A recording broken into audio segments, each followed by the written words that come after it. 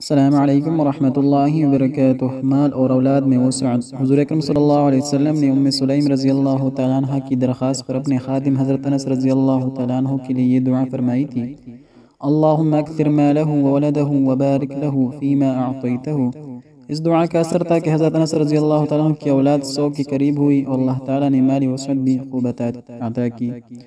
فائدہ: اگر اپنے لیے دعا مانگے تو یوں کہیں: اللہم اکثر مالی وولدی وبارک لی فیما اعطیتنی۔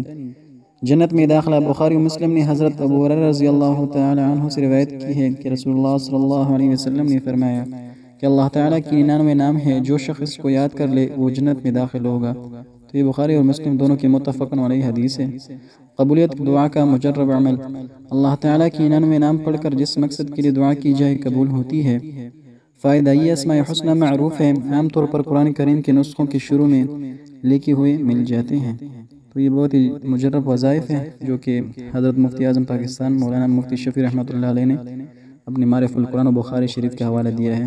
تو اللہ تعالی ہمیں ان دعا پر عمل کرنے کی توفیق عطا فرمائے۔ السلام علیکم ورحمۃ اللہ وبرکاتہ۔